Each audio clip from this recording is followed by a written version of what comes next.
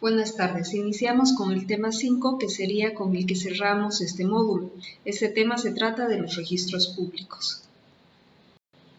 Los registros públicos establecidos en el Código Civil son de dos naturalezas. El primero es el encargado de registrar el estado civil de las personas, lo que actualmente está a cargo del CERECI.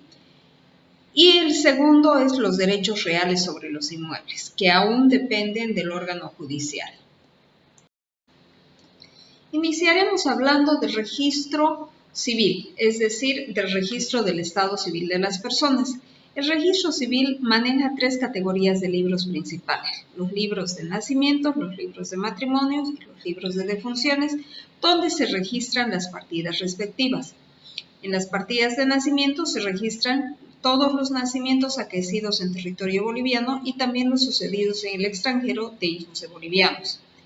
La inscripción de nacimiento se rige actualmente por la Ley 2616, que establece la inscripción de los menores hasta los 12 años en forma gratuita y posteriormente con costo mínimo. Asimismo, uno de los cambios grandes que ha introducido la Ley 2616 es evitar la judicialización de las inscripciones.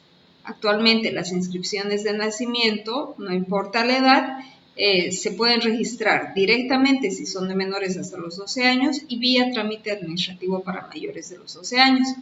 Anteriormente, si bien no recuerdan ustedes, necesariamente las inscripciones que no hayan sido registradas dentro del año tenían que registrarse vía judicial. También tenemos los libros de matrimonio, donde se registran los matrimonios celebrados por los oficiales del registro civil. En este tema ha habido una variante. Se ha incluido ahora un libro de uniones libres o de hecho, donde se registran aquellas uniones que han sido demostradas como tal.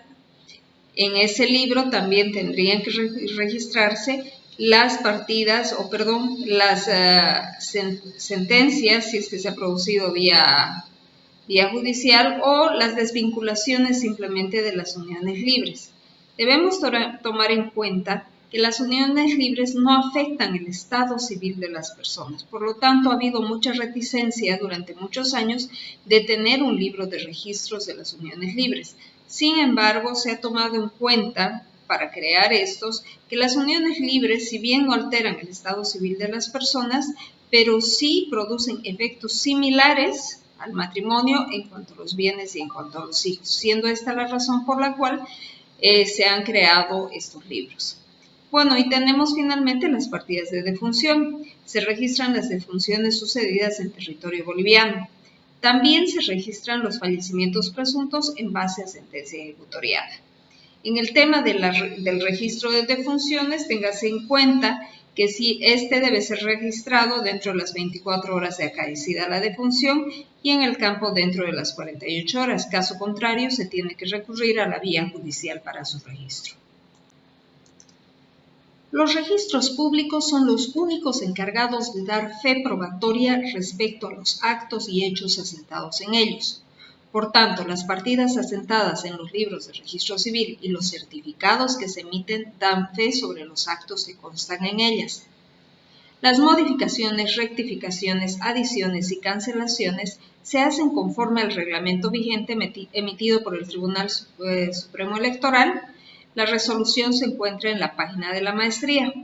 Estas resoluciones han ido variando, han ido introduciendo más a la vía administrativa trámites que antes estaban destinados necesariamente a la vía judicial. Actualmente en la vía judicial solamente se dejan aquellos trámites relacionados a la identidad de las personas. Cuando se cambia la afiliación o la identidad de una persona, recién ahí tiene que recurrirse a la vía judicial. En todos los otros casos que impliquen simplemente rectificaciones sin cambio de filiación o sin cambio de identidad, se van a la vía administrativa conforme lo establece el reglamento. El otro registro público establecido en el Código Civil es el registro de derechos reales. La inscripción en derechos reales da fe entre partes y frente a terceros sobre los actos que constituyen, transmiten, modifican o limitan los derechos reales sobre bienes inmuebles. Los actos no registrados en derechos reales solo surten efectos entre partes y no son oponibles frente a terceros, porque justamente derechos reales es un registro público, es el encargado de dar publicidad al derecho real que se tiene sobre la cosa. La prenda sin desplazamiento no surte efectos contra terceros, sino desde su inscripción en derechos reales. Se inscriben en derechos reales todos los actos mencionados en el artículo 1540 del Código Civil. Asimismo, téngase en cuenta que se pueden registrar todos los actos cuya seguridad y publicidad convengan a los interesados. Para inscribir un acto, este debe constar en documento público, en documento privado reconocido o en resolución judicial. Sin embargo, tómese en cuenta que si es un acto que la ley establece como requisito de forma que sea celebrado por documento público, este no puede ser inscrito en derechos reales si es que el acto no cumple con ese requisito. Por ejemplo, no podemos inscribir un crédito con garantía hipotecaria mediante un documento privado reconocido, ya que necesariamente la hipoteca debe constar en un instrumento público. Lo propio sucede con la antícresis. Por lo tanto, derechos reales seguramente rechazará la inscripción de ese documento. La inscripción no otorga validez a los actos nulos o anulables. Es decir, que no se puede decir que porque se haya inscrito en derechos reales un acto es válido. Si es que en ese acto concurre alguna causal de nulidad o anulabilidad, pues la inscripción no dará validez al mismo. El derecho preferente de los adquirentes se define por la inscripción prioritaria de los mismos. Es ahí donde radica la importancia de la inscripción en derechos reales. Ahora bien, ¿quiénes pueden solicitar la inscripción? Pues pueden solicitar la inscripción las personas con un interés legítimo en realizarla, el notario que hubiese autorizado el acto o el juez que hubiese emitido la ejecutoria. La fecha que constará en la inscripción será la de presentación del título en la Oficina de Derechos Reales, definiéndose por esta la prioridad o no.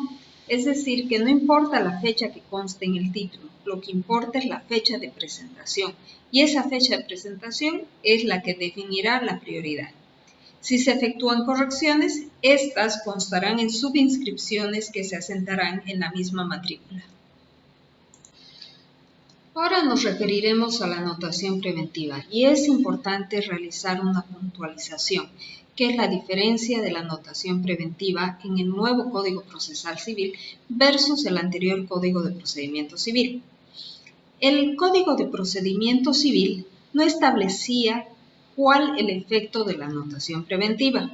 Sin embargo, debemos tomar en cuenta que la jurisprudencia y la práctica hizo que la notación preventiva sea el medio de asegurar la ejecución de la sentencia con preferencia a otros derechos no anotados o anotados con posterioridad.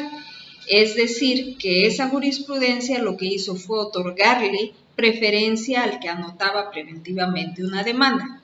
Sin embargo, ahora estamos frente a otra situación. El Código Procesal Civil ya contiene en el artículo 325 el límite de lo que implica la notación preventiva. Nos dice, la notación preventiva de la demanda contenciosa procederá sobre derechos de propiedad de bienes muebles o inmuebles sujetos a registro cuando la pretensión tenga por finalidad la constitución, modificación o extinción de un derecho real o cualquier forma de desmembración del derecho mediante sentencia. Y aquí viene la parte interesante. Nos dice, la anotación preventiva en un registro público constituye un acto de publicidad y no impide a su titular el ejercicio del contenido de su derecho ni otorga al que obtuvo la preferencia. Entonces acá tenemos una diferencia fundamental en la práctica de lo que era la anotación preventiva y que se transmite en las demandas. Ahora, si al momento de demandar pedimos la anotación preventiva, debemos saber que la anotación preventiva que nos otorguen no va a otorgar preferencia a nuestro cliente versus nuevos adquirentes, simplemente va a dar conocimiento de la existencia de una demanda. Si lo que queremos es obtener preferencia, lo que tenemos que pedir es un embargo. La anotación del embargo es lo que da preferencia. Entonces, la anotación preventiva de la demanda tiene como finalidad la de dar publicidad a la demanda y procede en aquellos casos en que se busca la constitución, modificación o extinción de un derecho real sobre una cosa.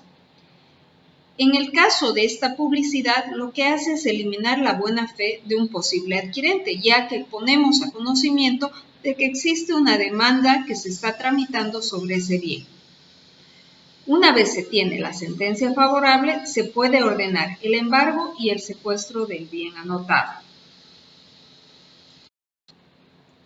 Es importante también señalar que la anotación preventiva, como su nombre lo indica, que preventiva, no es una anotación definitiva.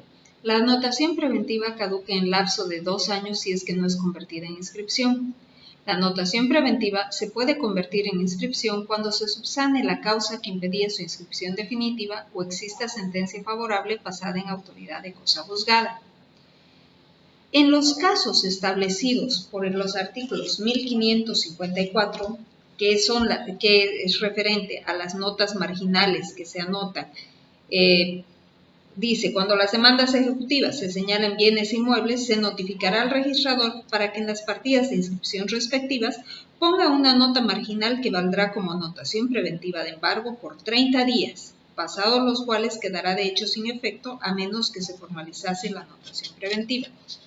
En ese caso y en el establecido en el 1555, que vamos a ver en un segundo, en esos dos casos no se precisa de una orden judicial para dejar sin efecto estas anotaciones. En todos los otros casos en que la anotación preventiva ha sido dispuesta por orden judicial, entonces será necesaria otra orden judicial para levantar la anotación preventiva. Y volviendo al caso del 1555 que los mencionaba, se trata a los casos en que procede la denegación, y esto es cuando existan faltas que impidan el registro del título en derechos reales. Entonces, a juicio del registrador, podrá poner en el título, bajo su responsabilidad y en el acto, un cargo o asiento de presentación con una constancia igual en el libro correspondiente, expresando brevemente el motivo de la denegación. En estos casos, cuando existe esta denegación y se pone esta inscripción en el borde o se pone esta nota marginal, la misma también caducará. Debemos tomar en cuenta que existen faltas insubsanables por las cuales no se puede registrar un título. Están dadas en el 1556 y que son omitir el nombre de quien transmite o adquiere el derecho, obviamente, omitir el derecho en materia del acto o contrato, no determinar adecuadamente el bien sujeto a inscripción y no individualizar con claridad el bien sujeto a inscripción o no determinar precisa y ciertamente la suma garantizada con el gravamen.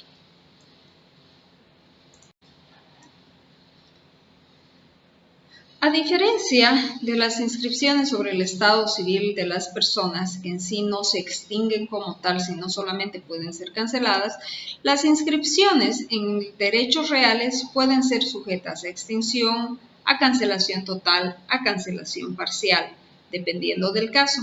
Las causales para cada una están establecidas en el Código Civil y sugiero su lectura. La extinción está establecida en el artículo 1557, la cancelación total en el 1558 y la cancelación parcial en el 1559. Debemos preguntarnos cuál es el documento idóneo para cancelar. Pues dependiendo del documento que motivó la inscripción, si fue público, la cancelación también deberá ser por documento público. Las anotaciones hechas por orden judicial se cancelarán por otro orden judicial, excepto en los casos de caducidad que ya mencionamos. Con esto concluimos este tema.